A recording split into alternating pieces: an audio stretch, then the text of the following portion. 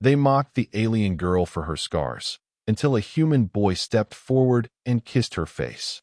Before we dive into this story, drop a quick hi in the comments and tell me where you're watching from. It really helps support the channel. The vast, gleaming hallways of Galactic Union Academy echoed with laughter and chatter as students from 17 different worlds rushed between classes. Among them moved Lyra, her pale blue skin marred by intricate patterns of raised tissue that crossed her face like a roadmap of pain. Lyra kept her gaze fixed on the polished floor as she navigated through the crowds. 6 standard cycles at the academy, and still the whispers followed her like shadows. The Zephyrians, with their perfect crystalline skin, were the worst, their subtle sneers cutting deeper than any blade. The Taurians, bulky and aggressive, made no attempt to hide their disgust, often making retching sounds as she passed. Even the normally peaceful Solarians would fall silent when she entered a room, their luminous eyes tracking her with a mixture of pity and revulsion. Humans were still relatively new to the Galactic Union. Earth had only been invited to join 40 years ago, after humans had finally achieved sustainable fusion and proven they could travel beyond their solar system without destroying themselves. Most species viewed humans as curiosities, unpredictable, emotional, and strangely fixated on forming connections with other species. Lyra had never spoken to a human before. Their territory in the eastern wing of the academy was unofficially segregated, as many species found human unpredictability unsettling. Besides, there were only 23 humans in the entire academy, a token presence compared to the hundreds of students from more established civilizations. As she turned the corner toward her quantum mechanics lecture, a foot suddenly extended into her path. Lyra stumbled, her books scattering across the floor as she caught herself against the wall. "Oops," came the melodic voice of Zara, a Zephyrian female whose skin shimmered like polished diamonds under the academy lights. "I didn't see you there, Scarface." Laughter erupted from the small group of elite students gathered around Zara. Lyra knelt silently, gathering her belongings with practiced efficiency, her face burning, but her expression carefully neutral. "Seriously, Lyra," Zara continued, her voice carrying in the suddenly quiet hallway. "Have you considered a perception filter? Or at least a mask? Some of us are trying to enjoy our lunch periods without losing our appetites." More laughter. Lyra could feel dozens of eyes on her, but no one intervened. No one ever did. "Can't afford it," Lyra muttered, stuffing the last of her notes into her bag. "Some of us aren't born into high council families." Zara's perfect features hardened. "Then perhaps you should reconsider whether you belong at this academy at all. The Galactic Union has standards, after all. Standards that apparently don't include basic decency." Came a new voice, resonant and calm. The hallway fell silent as Ethan Cole stepped forward. Lyra had seen him before. Everyone knew who the humans were, but they'd never interacted. He was tall for a human, with dark hair and eyes that somehow seemed both gentle and fierce at once. Zara recovered quickly, her crystalline features rearranging into a condescending smile. "This doesn't concern your species, human. Your kind is still learning how our society functions. I've learned enough to recognize when someone's being a bully," Ethan said, stepping between Zara and Lyra.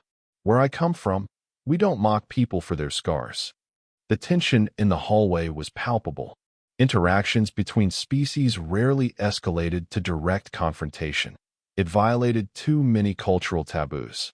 "Where you come from," Zara said with exaggerated patience, "is a backward planet that only discovered space travel a century ago. Perhaps you don't understand that visible deformities indicate genetic weakness. On Zephyr, such defects are corrected before birth. That they are allowed to persist elsewhere is unfortunate." Ethan's expression didn't change, but something in his eyes hardened. "On Earth, we've learned that what doesn't kill you makes you stronger. Scars tell stories of survival." Then, before anyone could react, Ethan turned to Lyra, who had finally gathered all her belongings and risen to her feet. Their eyes met briefly, hers wide with confusion, his filled with something she couldn't identify. "May I?" he asked quietly. Before she could respond, Ethan leaned forward and gently pressed his lips against the largest scar that ran from her temple to her jaw. Gasps echoed through the hallway. Such physical contact between different species was practically taboo in public spaces. Even members of the same species rarely displayed affection so openly at the academy. But what shocked Lyra more than the kiss was the total absence of revulsion in his expression. His eyes, when he pulled back, held only warmth. "I think your scars are beautiful," Ethan said, loud enough for everyone to hear. "They show you faced something terrible and survived.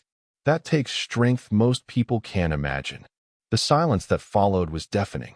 Zara's perfect face contorted with disgust, then confusion, as though she was trying to process a completely alien concept. "You're as defective as she is," Zara finally managed, but her voice lacked its earlier confidence. Ethan smiled. "Maybe by your standards, but I'd rather be defective than cruel." He turned to Lyra and offered his hand. "I'm Ethan. Would you like to have lunch with me and my friends? We were just heading to the cafeteria." Lyra stared at his outstretched hand. In 6 cycles at the academy, no one had ever invited her to share a meal. No one had ever defended her. And certainly, no one had ever suggested her scars could be anything but revolting. Hesitantly, she placed her hand in his. "I'm Lyra." As Ethan led her away from the stunned crowd, whispers erupted behind them. But for once, Lyra didn't care what they were saying. "Why did you do that?" she asked quietly as they walked. Ethan shrugged. "Because it was the right thing to do. And because someone once did the same for me. Someone kissed your scars." He laughed, a warm sound that seemed to ripple through the air. "Not exactly. But when I was younger, I had burns all down my right side from a house fire. Kids can be cruel on Earth too. One day, this girl in my class told everyone that my scars looked like a star map, and that I was probably secretly a celestial navigator."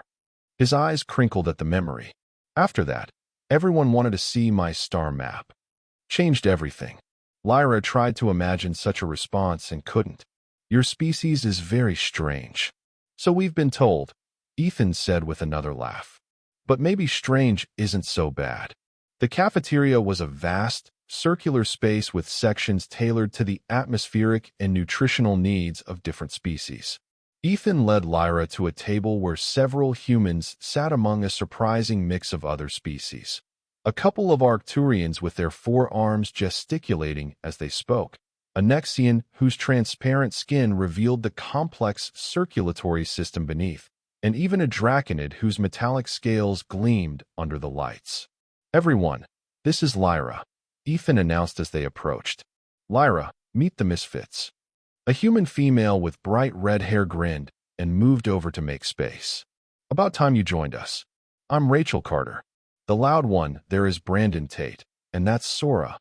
She's Arcturian, but cool anyway." "I resent that characterization," said the Arcturian with mock indignation. All 4 of her arms crossed over her chest. "I am not cool. I am exactly standard temperature for my species." The table erupted in laughter, and to Lyra's surprise, she found herself smiling too. "Ignore them," said the Nexian, whose name turned out to be Kel. "They're always like this, but they grow on you. Like a fungal infection," added the Draconid dryly, introducing himself as Vex. As lunch progressed, Lyra found herself relaxing for the first time in years. No one at the table stared at her scars or asked intrusive questions. Instead, they debated the merits of different propulsion systems, complained about Professor Zin's impossible quantum mechanics assignments, and argued good-naturedly about which species made the best desserts. "It's obviously humans," Brandon insisted. "No contest. You haven't lived until you've tried chocolate cake. Your taste receptors are defective," Vex countered. "Draconid fire fruit is clearly superior. The fire fruit that literally burns a hole in any non-Draconid digestive system." Rachel asked skeptically. "Hard pass." Lyra listened, fascinated by the easy camaraderie between species that supposedly couldn't understand each other. It was so different from the carefully segregated social groups that dominated academy life. "How did you all find each other?" she finally asked during a lull in the conversation. The group exchanged glances.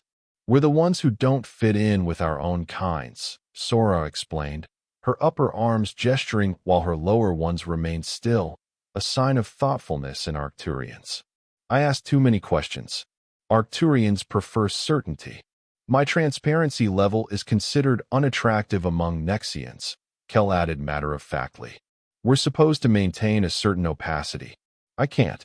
And I refused military service, Vex said, his metallic scales shifting slightly in what Lyra recognized as the Draconid equivalent of a shrug. First in 12 generations of my lineage. My family has basically disowned me. Lyra turned to Rachel and Brandon. And you? What makes you misfits among humans? Rachel grinned. Nothing specific. Humans are just weird in general. But we're the ones who actually like hanging out with other species, which makes us extra weird by human standards. Most humans stick to themselves, Brandon explained. They say it's easier. Less cultural misunderstandings. But they're missing out. Ethan, who had been quietly eating beside Lyra, finally spoke up. We're all just people trying to figure out who we are. Sometimes it's easier to do that with others who are asking the same questions, even if they look different. Something about his words resonated deeply with Lyra. All her life, she'd been defined by her scars, first on her homeworld of Narai, and then at the academy. She'd never been allowed to simply be a person asking questions, discovering who she might become. As lunch ended and they prepared to head to afternoon classes, Ethan touched her arm lightly. Same time tomorrow? The simple question nearly brought tears to her eyes. Yes, she managed. I'd like that. Over the next few weeks, Lyra's life transformed. For the first time since childhood, she had friends. The misfits, as they called themselves, met daily for lunch and often studied together in the evenings. Lyra discovered that Brandon was a mathematical genius who could solve complex equations in his head. Rachel was passionate about xenobiology, and Ethan had an uncanny talent for languages. He already spoke basic Narration, which he practiced with Lyra. The whispers and stares didn't stop completely. If anything, Lyra's association with the humans made her more visible. But somehow, with friends beside her, the cruelty didn't cut as deeply. You don't have to tell us, Rachel said one evening as the group lounged in a quiet corner of the academy gardens, watching the triple moons rise over the horizon. But we're all curious about your scars. Only if you want to share, though. Lyra tensed, her hand automatically rising to touch the ridged tissue on her cheek. She'd never told anyone at the academy the full story. It's okay, Ethan said quietly. You don't owe us an explanation. No, Lyra said after a moment. I want to tell you. She took a deep breath. On Narai, we have these storms. We call them glass storms. The upper atmosphere sometimes forms silicon crystals that fall like rain, but sharper than any blade. Most cities have protective shields, but my family lived in a mining outpost with outdated equipment. She paused, the memories washing over her. I was 7 when the shield failed. My parents threw themselves over me and my little brother, but a section of the roof collapsed. The glass shards, her voice caught. My parents and brother didn't survive. I was trapped under their bodies for 2 days before rescue arrived. The glass had already done this. She gestured to her face. Silence fell over the group. Lyra had expected pity, the same sickening sympathy she'd seen in the eyes of doctors and teachers and classmates for years. Instead, she saw something different in her friends' faces. Respect. You survived, Vex said simply. That is honorable. On Arcturus, Sora added, you would be considered blessed by the 4 winds. Only the strongest survive their touch.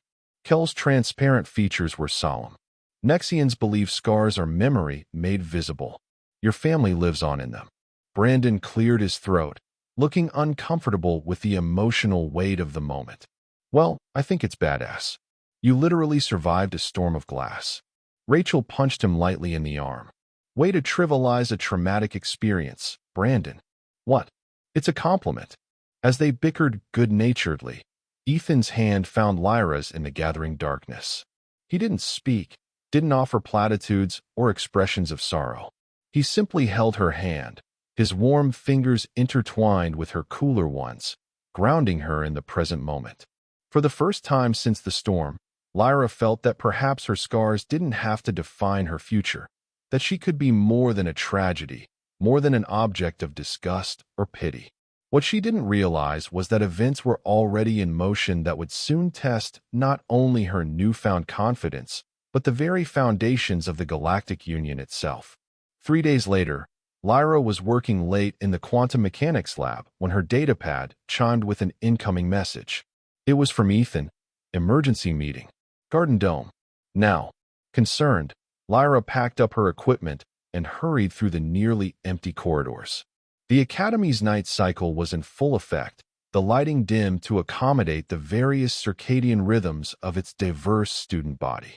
The Garden Dome was a massive hemispherical structure filled with plants from dozens of worlds, carefully maintained in separate biomes. Lyra found her friends gathered in the Earth section, their faces unusually serious. "What's wrong?" she asked as she approached. "Show her," Ethan said to Rachel, who handed Lyra her datapad. On the screen was an official Academy bulletin. Security alert. All students are advised that due to increasing tensions between the Draconid Imperium and the Zephyrian Conclave, the following safety measures will be implemented immediately. Lyra skimmed the list. Curfews, restricted access to certain areas, heightened security patrols. "I don't understand," she said, looking up. "Political tensions are nothing new. Why the emergency meeting?" "Keep reading," Brandon urged. At the bottom of the bulletin was a final note. Additionally, in the interest of maintaining harmony within the Academy, students are reminded that Section 47.3 of the Code of Conduct prohibits inflammatory cross-species relationships that may incite cultural discord. The Ethics Committee will be reviewing all student interactions for compliance. Lyra felt a chill run through her. They're targeting mixed friend groups? Can they do that? It's deliberately vague, Ethan explained, his voice tight with barely contained anger. But the timing isn't coincidental. Vex received a formal warning today for inappropriate fraternization with non-Draconids. Vex's metallic scales had darkened to a stormy gray, a sign of distress in his species. "My academic advisor suggested I would find the political science program more comfortable if I socialized exclusively with other Draconids." "Same here," Sora added. "My residence supervisor conducted a wellness check this morning and expressed concern about my cultural isolation from other Arcturians." Kel's transparent features were literally clouded with anxiety, their circulatory system visibly accelerated. "They're trying to segregate us completely." "But why now?" Lyra asked. "The Academy has always discouraged cross-species friendships, but they've never actively prohibited them." Ethan and Rachel exchanged glances. "We think it's because of us," Rachel said quietly. "Humans. There was an incident in the diplomatic corps last week," Ethan explained. A human diplomat suggested that the Galactic Union's species-based hierarchy was fundamentally at odds with the principle of sentient equality. Apparently, it caused quite a stir. "That's putting it mildly," Brandon snorted. The Zephyrian delegate apparently had to be sedated after what they're calling a dangerous emotional outburst, which they're blaming on human psychological contamination, Rachel added, making air quotes with her fingers. Lyra frowned. "That's ridiculous. Zephyrians are perfectly capable of emotional outbursts without human influence." "Exactly," Ethan agreed. "But it's a convenient excuse. The ruling species have always been uncomfortable with how humans interact with other races. We don't respect the hierarchy. We make friends based on personal connection, not species rank." "Like this group," Lyra realized. "Like this group," Ethan confirmed. "We're everything they're afraid of. Proof that the barriers between species are artificial. That's why they're cracking down now." "So what do we do?" Lyra asked, looking around at the friends who had become so important to her in such a short time. "We have 3 options," Ethan said. "We can comply and separate. We can try to keep meeting secretly, or we can fight back." "How exactly do we fight the entire Galactic Union hierarchy?" Vex asked skeptically. Ethan smiled, and there was something in his expression that Lyra hadn't seen before, a fierce determination that seemed quintessentially human. By showing everyone else what they're trying to hide, he said, that friendship across species lines isn't just possible, it's powerful. And that the barriers they've built to keep us apart are based on fear, not fact. You're talking about some kind of protest, Sora said, her forearms moving in complex patterns that indicated both interest and concern. That could get us all expelled. Probably, Ethan acknowledged. But sometimes you have to decide what matters more. Following rules designed to keep you in your place, or standing up for what you know is right. Lyra thought about her years of isolation, of keeping her head down and enduring cruelty in silence. She thought about the first time Ethan had stood up for her, had seen her scars as something other than revolting. She thought about lunches filled with laughter and late nights studying together and the simple joy of belonging. "I'm in," she said firmly. "Whatever we do, I'm with you." One by one, the others nodded their agreement, even Vex, though his scales rippled with anxiety. "So what's the plan?" Brandon asked, rubbing his hands together with characteristic human enthusiasm. Ethan's grin widened. "Something very human and very public. We're going to throw a party." The Academy's annual Celestial Alignment Ceremony was the most prestigious event of the academic year. Attended by faculty, students, and representatives from various Galactic Union worlds, it commemorated the rare alignment of the system's 3 suns, an event that occurred only once every 12 years. The ceremony traditionally featured carefully choreographed performances from selected student groups, highlighting their cultural traditions while maintaining appropriate interspecies distance. "It's perfect," Ethan explained as they huddled together in the garden dome. "Maximum visibility, minimum security risk. They won't shut it down once it's started. Too many important officials watching." "And what exactly are we going to do at this ceremony?" Vex asked, his scales shifting nervously. "We're going to dance," Rachel answered with a grin.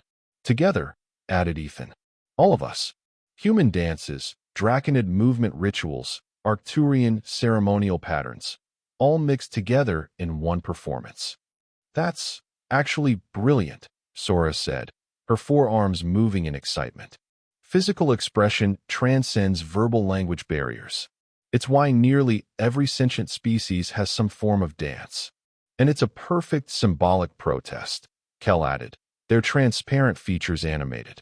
"Instead of separate cultural displays, we show how beautiful it can be when different traditions combine." Lyra felt a flutter of anxiety. "But none of us are on the performance roster.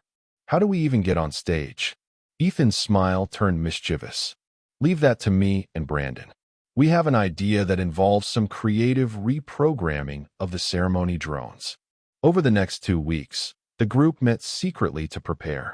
They taught each other their cultural dances, Lyra demonstrating the fluid, wave-like movements of traditional Narration celebratory rituals, Vex sharing the precise, powerful forms of Draconid honor sequences, Sora teaching them the complex forearm patterns of Arcturian wind dances. The humans contributed everything from hip-hop to waltz, creating a unique fusion that somehow honored each tradition while creating something entirely new. It was during one of these practice sessions, as Ethan guided Lyra through the steps of a simple waltz, that she realized something had changed between them. His hand on her waist, her palm against his shoulder, the contact felt different now. Significant. "Your heartbeat is accelerating," Kel observed helpfully from across the room, their transparent features allowing them to see such physiological changes. "Both of you." Ethan and Lyra sprang apart, suddenly self-conscious. "It's just the exertion," Ethan said quickly, though his cheeks had colored slightly. "Of course," Lyra agreed, though she knew it wasn't true. Later, as they were leaving the abandoned storage bay they'd been using for practice, Ethan caught her arm gently. "Lyra, he began, then stopped, seeming uncharacteristically uncertain. "These past few weeks have been." "I know," she said softly. "For me too." He smiled, relief evident in his features. "I just wanted you to know, whatever happens with this protest, I don't regret any of it. Meeting you, standing up to Zara, all of it, it was worth it." The day of the celestial alignment ceremony arrived. The Academy's Great Hall had been transformed for the occasion, with holographic displays showing the approaching alignment of the three suns. Representatives from a dozen worlds sat in careful hierarchical arrangement, with the Zephyrians and other founding species in the most prominent positions. Lyra and her friends gathered in a maintenance corridor adjacent to the performance area, each dealing with pre-performance nerves in their own way. Vex was absolutely still, conserving energy as draconids did before important events.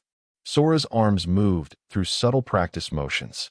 Kel had turned nearly transparent with anxiety, their internal systems barely visible. Brandon checked and rechecked the small device he'd built to override the ceremony drones, while Rachel peered through a small viewing panel at the gathering crowd. "Full house," she reported, including Ambassador Thorix from the Zephyrian Conclave, and, "Oh wow, is that the High Executor of the Draconid Imperium?" "My great-uncle," Vex confirmed grimly. "If he recognizes me, my family line will be permanently disgraced." "No pressure then," Brandon muttered, earning an elbow from Rachel. Ethan moved to stand beside Lyra. "Nervous?" he asked quietly. She nodded, but not enough to back out. He smiled and took her hand, giving it a gentle squeeze. "Remember, no matter what happens out there, we've already won. We found each other. We proved it's possible." The ceremony began with the traditional procession of Academy officials, followed by speeches about unity and cooperation that rang hollow given recent events. Then came the scheduled performances, a Zephyrian crystal harmonic ensemble, a Taurian strength demonstration, an Arcturian light manipulation sequence. Finally, it was time for the closing act, normally a carefully coordinated drone display symbolizing the three suns' alignment. "Ready?" Brandon whispered, finger hovering over the activation button on his device. Everyone nodded. "Now or never," Ethan said, squeezing Lyra's hand one last time before letting go. Brandon pressed the button. For a heart-stopping moment, nothing happened. Then the maintenance door slid open, and instead of rising to the ceiling, the ceremony drones descended to the floor level, their lights forming a pathway directly to the center of the Great Hall. "That's our cue," Ethan said, and led the way through the door. Gasps and murmurs swept through the audience as the unauthorized group walked confidently into the performance space. Lyra's heart pounded so hard she was sure everyone could hear it, but she kept her head high, moving in step with her friends. They reached the center of the hall and formed a circle, each facing outward toward the stunned audience. Lyra could see Academy officials rising from their seats, security personnel moving toward communication panels. They had minutes at most before someone shut them down. The music began, a composition they'd created together, blending elements from each of their worlds. And then they danced. All the hours of practice paid off as they moved in perfect synchronization, each beginning with movements from their own cultural traditions before smoothly transitioning into a shared choreography that incorporated elements from all their worlds. Lyra performed the fluid grace of Narration waveforms, while beside her, Ethan executed the precise steps of an earth waltz. Vex's metallic scales caught the light as he demonstrated the powerful movements of Draconid honor forms, while Sora's four arms created mesmerizing patterns in the air. Kel's transparent body seemed to flow like water, while Rachel and Brandon added the energy and freedom of human street dance. Then, as practiced, they began to exchange places, each taking on movements from another's culture. Humans performing Draconid power stances, Lyra executing Arcturian patterns with her two arms that somehow captured the essence of Sora's four-armed dance. The beauty of their shared creation was undeniable, a visual representation of what could happen when different cultures came together in harmony rather than hierarchy. As the final movement approached, Lyra locked eyes with Ethan across the circle. This was the moment they discussed most intensely, the one that would either drive their message home or destroy it. The music swelled to its climax, and as planned, they all moved toward the center, collapsing their outward-facing circle into a tight group. And then, one by one, They embraced, Vex carefully wrapping metallic arms around Kel's transparent form, Sora using all four arms to hug Brandon and Rachel simultaneously, and finally, at the center, Ethan taking Lyra gently in his arms. Their faces were inches apart, and in his eyes, Lyra could see a question. They hadn't planned this part, hadn't dared to, but suddenly she knew it was right. Slowly, deliberately, she nodded. Ethan leaned forward and kissed her, not on her scars this time, but on her lips. A true kiss, gentle but unmistakable in its meaning. For a moment, there was complete silence in the great hall. Then chaos erupted. Security officers rushed forward. The music cut off abruptly. Voices shouted commands in various languages. But before anyone could reach them, a strange thing happened. One of the Arcturian students in the audience stood up. Then another. Then a group of Nexians. A moment later, a section of young Draconids rose to their feet. Within seconds, dozens of students throughout the hall were standing, their faces showing a mixture of defiance and hope. "Arrest them all if you must," came a strong voice from the human section, where a tall female cadet named Olivia Hayes had climbed onto her chair. "But first, answer one question. What crime have they committed?" The security officers hesitated, looking toward the academy officials for guidance. Dean Ferrix, a stately Zephyrian whose crystalline features were currently clouded with confusion, rose from his seat. "This unauthorized performance disrupts a sacred ceremony," he stated, though his voice lacked conviction, "and violates Section 47.3 regarding inflammatory cross-species relationships." "How exactly is dance inflammatory?"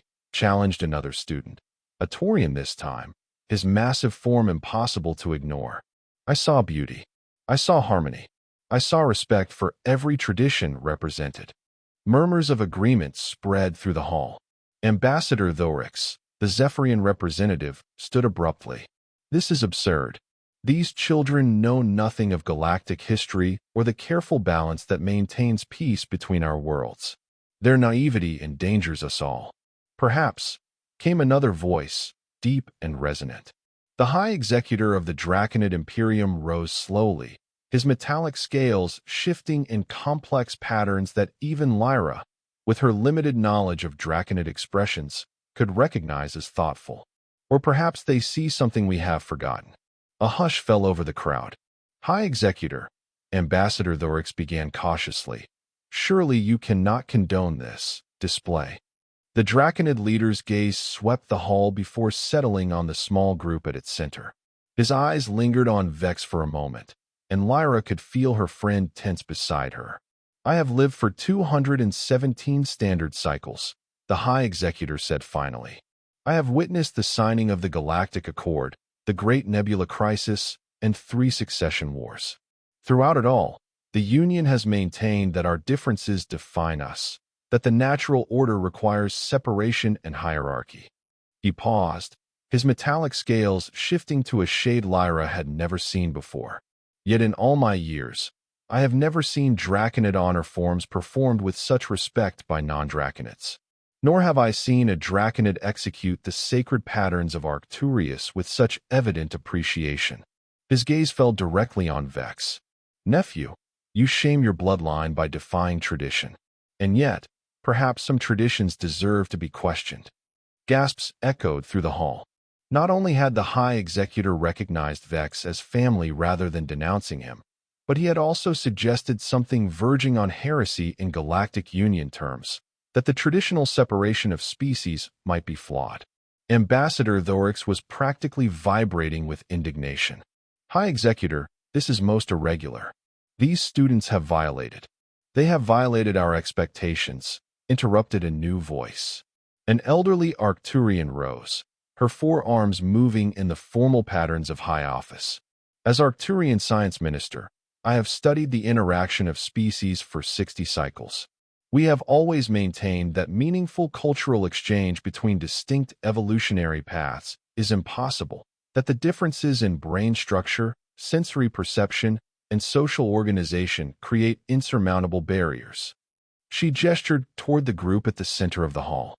"Yet these young ones have proven otherwise. They have learned not only to communicate across species lines, but to create something new together, something that honors all traditions while transcending them. The hall had fallen completely silent, everyone riveted by the unprecedented debate unfolding between some of the highest officials of the Galactic Union. Dean Ferrix cleared his throat. While this philosophical discussion is fascinating, there remains the practical matter of discipline. These students deliberately violated Academy protocols and disrupted a formal ceremony. Did they? The Nexian ambassador's voice was barely audible, as was typical of their species, yet somehow it carried through the hall. Their completely transparent form rose from the front row.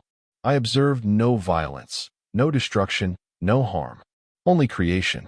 If we punish creativity and connection while rewarding conformity and separation, what message do we send to the next generation? Lyra felt Ethan's hand find hers and squeeze gently. Around them, their friends stood tall, facing the scrutiny of the most powerful figures in the Galactic Union with remarkable composure. Dean Ferrix looked deeply uncomfortable. There are procedures, protocols. Oh, enough about protocols, snapped an unexpected voice. Zara, the Zephyrian student who had tormented Lyra for years, stood up from her seat in the student section. Her perfect crystalline features were set in an expression Lyra had never seen before. Not cruelty or condescension, but something that almost looked like shame. We all know why we're really upset, Zara continued, her melodic voice carrying clearly. It's not about unauthorized performances or proper procedures. It's because they've challenged the most fundamental assumption of our society, that different species cannot truly understand each other, that we cannot be equals, that some of us are inherently better than others. She turned to face Lyra directly. I've spent 6 cycles mocking you for your scars because I was taught they made you inferior. Less than.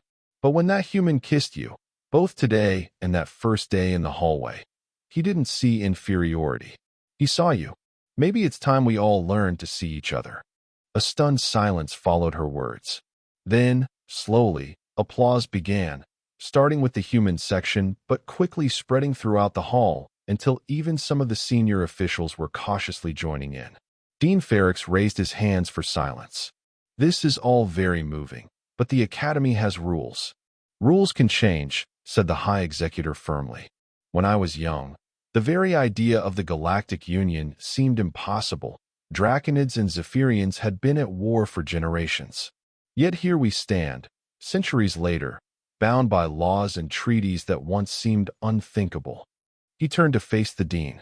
Perhaps it is time for the Academy, the intellectual heart of our union, to lead rather than follow, to question rather than reinforce, to explore new possibilities rather than cling to comfortable certainties. Ambassador Thorix looked as though he might object, but a murmur of agreement had spread through the hall, and he apparently thought better of it. The Arcturian science minister's forearms moved in a formal gesture of proposal. I move that instead of punishment, these students be asked to form an official cultural exchange initiative at the Academy, to explore and document the benefits and challenges of meaningful cross-species collaboration. Seconded, said the High Executor immediately, his scales shifting to a formal decision-making pattern. Dean Ferrix looked around the hall, clearly realizing he was outnumbered. Very well, he said finally. The matter will be put to a formal vote of the Academy Council. Until then, no disciplinary action will be taken. He turned to Ethan and the others. You are dismissed. Please try to refrain from any further demonstrations until the council reaches its decision. As they filed out of the Great Hall, followed by the buzzing conversations of hundreds of stunned spectators, Lyra felt as though she were floating. Everything had changed in the space of a single dance. Did that really just happen? Rachel whispered as they emerged into the corridor. Did we just debate galactic social policy with the High Executor and win? Technically, it's going to a council vote, Brandon pointed out, though he was grinning from ear to ear. But yeah, I'd say we made an impression. My great-uncle recognized me, Vex said, his voice filled with wonder. He called me nephew, not outcast. And Zara actually apologized, Lyra added, still unable to believe it. Sort of. What did I tell you? Ethan said, his arm slipping around Lyra's waist. Humans have a saying, be the change you wish to see in the world. Sometimes you have to show people a different way is possible before they can imagine it themselves. Sora's forearms moved in a pattern of philosophical contemplation. But why did it work? Why today, when the divisions between species have been maintained for centuries? Because ideas are powerful, Kel said, their transparent features animated with excitement. And once an idea exists in the world, it can't be unthought. We showed them something they can't unsee. Proof that their fundamental assumptions about species separation are wrong. Plus, Brandon added with typical human pragmatism, we had really good timing. Public setting, important witnesses, and a symbolic message even the densest bureaucrat couldn't miss. Lyra leaned against Ethan, feeling the steady rhythm of his heart against her side. So what happens now? Now, Rachel said with a grin, we celebrate. And tomorrow, we start planning how to change the Galactic Union one friendship at a time. The changes didn't happen overnight. The Academy Council deliberated for nearly 2 weeks before approving the proposed Cultural Exchange Initiative, with enough conditions and oversight requirements to satisfy the more conservative members. But once established, the initiative spread rapidly, first among students eager to explore new ideas, then to faculty interested in cross-disciplinary research, and eventually to the broader diplomatic community. Within 6 months, similar programs had been established at 3 other major educational institutions across the Galactic Union. Within a year, the Union Council itself had formed a special committee to review long-standing regulations regarding species separation. For Lyra and her friends, life took on a whirlwind quality. As the founders of the Cultural Exchange Initiative, they were constantly in demand, organizing events, mediating conflicts, documenting their experiences, and speaking to increasingly receptive audiences. Lyra found herself becoming a reluctant symbol. Her scars, once a source of shame and isolation, were now discussed openly as a testament to survival and strength. Young Narayans with various physical differences began reaching out to her, seeking advice and encouragement. Zephyrian medical researchers approached her about studying the unique properties of Narayan scar tissue, not to eradicate it, but to better understand its remarkable resilience. How do you feel about all this? Ethan asked one evening as they sat together on the roof of the science building, watching the 3 moons rise. 6 months had passed since the celestial alignment ceremony, and their relationship had deepened into something neither of them had words for yet, something that transcended the conventional boundaries of both their cultures. Lyra considered the question carefully. Overwhelmed, sometimes. I spent so many years trying to be invisible, and now everyone wants to talk to me about my experiences. But mostly grateful. She turned to face him, her hand finding his in the darkness. If you hadn't stood up for me that day, none of this would have happened. Ethan shook his head. You give me too much credit. All I did was refuse to accept cruelty as normal. The rest, the dance, the initiative, changing people's minds, that was all of us together. Still, Lyra insisted, it started with you. With one human who saw beyond my scars. That's the thing about humans, Ethan said with a smile. We're stubborn. Once we decide something matters, we don't let go easily. Is that why you kissed me? Stubbornness. Lyra teased. The first time? That was outrage at how they were treating you. The second time. His voice softened. That was something else entirely. The third kiss, the one that followed, was gentler than either of its predecessors, a quiet affirmation of everything they'd built together. When they finally separated, Lyra rested her forehead against his. There's something I've been meaning to ask you. The Cultural Exchange Committee is organizing a diplomatic tour during the break, representatives from the Academy visiting various homeworlds. Would you consider coming to Narai with me? Ethan's eyebrows rose in surprise. To meet your family? What's left of it? Lyra said quietly. My aunt and cousins. They've heard about everything that's happened here. They want to meet you. The human who kissed the scarred girl, Ethan said with a small smile. I'm not sure I live up to the legend. You exceed it, Lyra assured him. But that's not why they want to meet you. They want to meet the person who helped me find my voice. My courage. In that case, Ethan said, I'd be honored. The diplomatic tour to Narai became a milestone in Galactic Union history. The first official visit focused specifically on cultural exchange rather than trade negotiations or military alliances. The delegation included representatives from 7 species, including 2 Zephyrians who had formerly been among the most vocal opponents of cross-species integration. Lyra's homeworld was a water-rich planet of vast oceans and archipelagos, its cities built on massive platforms that rose and fell with the tides. The glass storms that had claimed her family were rare but devastating natural phenomena, respected and feared in equal measure by the Narration people. As the diplomatic shuttle descended toward the capital city of Valerian, Lyra found herself growing increasingly nervous. She hadn't returned home since leaving for the Academy 6 cycles ago, too ashamed of her scars and the reactions they provoked. Now she was bringing a delegation of Galactic Union representatives and a human boyfriend.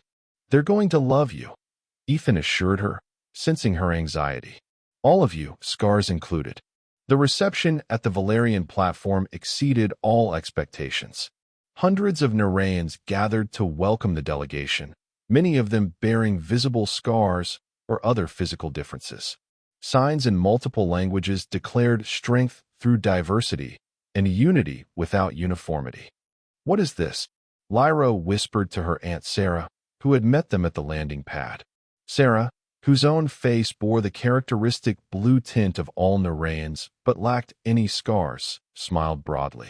News of your stand at the Academy spread quickly. You've become something of a hero here, especially among the storm-touched. Storm-touched, Lyra repeated, unfamiliar with the term. It's new, Sarah explained. A reclamation of identity. Those who have survived the glass storms no longer wish to be defined by their scars, but by their survival. As the delegation moved through the city, Lyra was approached repeatedly by young Narrayans bearing various patterns of scars. They didn't ask for autographs or make a fuss. They simply touched their foreheads to hers in the traditional Narrayan greeting, many with tears in their eyes. You showed us we don't have to hide, one young female told her, her face marked by a starburst pattern of scars across one cheek. That our differences don't make us less. The diplomatic meetings that followed were productive beyond anyone's expectations. The Narrayan Council, impressed by the Academy's cultural exchange initiative, proposed a planet-wide educational program focused on cross-species understanding. The Zephyrian representatives, initially skeptical, found themselves fascinated by Narrayan tide prediction technology and proposed a joint research venture. The Draconids discovered a shared appreciation for Narrayan underwater architecture, which resembled their own crystal cave structures in surprising ways. Throughout it all, Ethan remained by Lyra's side, as comfortable discussing hydroponic farming techniques with Narrayan scientists as he was sampling local cuisine or learning traditional tide dances. His natural curiosity and genuine respect for Narrayan customs earned him increasing acceptance, even from those initially wary of humans. On their final evening on Narai, Lyra's family hosted a small gathering at their home, a modest dwelling on the eastern edge of the Valerian platform, with expansive views of the ocean beyond. As the twin suns set, casting a purple glow across the water, Lyra found herself standing alone with her cousin Taryn on the viewing deck. He's good for you, Taryn said, nodding toward Ethan, who was inside attempting to learn a complex Narrayan board game from Lyra's younger cousins. The human. Yes, Lyra agreed simply. He is. I remember when you left for the Academy. Taryn continued, his voice soft. How you flinched whenever anyone looked at your scars. How you tried to hide them with your hair, with scarves, with anything you could find. Lyra nodded, remembering that frightened, shame-filled girl all too well. Now look at you, Taryn said with evident pride. Standing tall, changing the Galactic Union itself. I'm not doing it alone, Lyra pointed out. No, Taryn agreed. And that's the point, isn't it? None of us should have to face our storms alone. Later that night, as they prepared to return to the diplomatic quarters, Ethan took Lyra's hand. "There's something I need to tell you," he said, his expression unusually serious. "I've been offered a position with the Diplomatic Corps after graduation. They want to expand the Cultural Exchange Initiative into a formal program for all Union worlds." Lyra felt a flutter of anxiety. "That sounds like an amazing opportunity." "It is," Ethan agreed. "But it would mean extensive travel, visiting different worlds, working with various species." "You'd be perfect for it," Lyra said, trying to ignore the sinking feeling in her stomach. Long-distance relationships across Galactic Union space were notoriously difficult to maintain. Ethan smiled suddenly. "The thing is, they're looking for a team. Specifically, a multi-species team with first-hand experience in cultural exchange." He squeezed her hand. "I told them I knew just the person to co-lead the initiative with me. Someone who understands what it means to bridge worlds, to find strength in difference, to turn scars into stories of survival." Lyra stared at him, hardly daring to believe what she was hearing. "They'd accept an Narration?" "They'd be lucky to have you," Ethan corrected. "In fact, they've already approved the joint appointment, pending your acceptance." Joy bubbled up inside her, but Lyra forced herself to consider the practical implications. "What about finishing our degrees?" "We'd complete our final semester while training for the positions," Ethan explained. "The program officially launches next cycle." Lyra thought about everything that had happened since that day in the academy hallway. How a single act of kindness had cascaded into changes neither of them could have imagined. How standing up against cruelty had led to friendship, then love, and now to an opportunity to spread those same values throughout the Galactic Union. "Yes," she said simply. "Of course, yes." The graduation ceremony at Galactic Union Academy 3 months later was unlike any before it. For the first time in the institution's history, students sat integrated by academic discipline rather than species, a visible symbol of the changes sweeping through the Union. As Lyra and Ethan crossed the stage together to receive their diplomatic commissions, thunderous applause erupted from all sections of the audience. Even Dean Ferrix, who had finally embraced the Cultural Exchange Initiative after seeing its dramatic positive effects on Academy life, nodded approvingly. Their friends were waiting to congratulate them afterward. Sora with her forearms full of traditional Arcturian graduation blooms, Vex with his scales polished to a formal ceremonial gleam, Kel nearly vibrating with excitement, their transparent form barely containing their joy. Rachel and Brandon had brought a cake, a human tradition they'd insisted on sharing with everyone. To the misfits, Brandon proposed as they gathered in the Garden Dome one last time before dispersing to their various new positions across the galaxy. "May we always find each other." "And to the power of a single act of kindness," Rachel added, looking meaningfully at Ethan and Lyra. "You never know where it might lead." As the celebration continued around them, Ethan pulled Lyra aside into a quiet corner of the dome, beneath the branches of an earth oak that had been planted alongside Narration tide ferns in one of the first integrated garden projects. "I have something for you," he said, producing a small box from his pocket. A human tradition, adapted for Narration sensibilities. Inside the box was a bracelet, a delicate band of woven silver inlaid with tiny blue stones that matched the color of Lyra's skin. Embedded in the metalwork was a pattern that precisely mirrored the scars on her face, rendered in platinum and mother of pearl. "It's beautiful," Lyra whispered, tracing the pattern with her finger. "On Earth, there's an ancient art called kintsugi," Ethan explained as he fastened the bracelet around her wrist. "It's the practice of repairing broken pottery with gold, highlighting the breaks rather than hiding them. The philosophy behind it is that damage and repair are part of an object's history, making it more beautiful, not less." Lyra looked up at him, her eyes bright with unshed tears. "Like scars." "Like scars," Ethan agreed, gently tracing the raised pattern on her cheek. "Not something to hide or be ashamed of, but something to honor. Evidence of survival, of strength."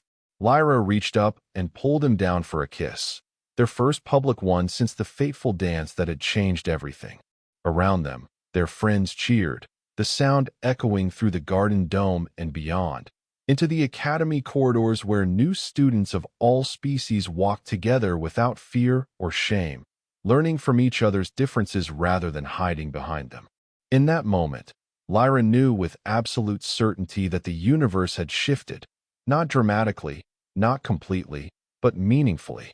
One small act of kindness, one human boy stepping forward when no one else would, one kiss placed gently on the scars everyone else mocked. These small things had started a chain reaction that continued to spread outward, challenging centuries of separation and prejudice. There was still work to be done, barriers to break, minds to change. But for the first time, Lyra believed it was possible, and she knew, without doubt, that whatever challenges lay ahead, she would face them standing tall, her scars visible for all to see, with friends beside her who saw her strength rather than her damage. Not despite her scars, but because of them. Not despite their differences, but because of them. Together. And that was the end of the story. If you listened all the way to here, don't forget to leave feedback about what you thought of the story in the comments, whether positive or negative. Your feedback helps us improve. Also leave your like and subscribe to the channel for more stories like this one. And I'll leave here on the screen another video that I'm sure you'll like. Big hug, and see you in the next story.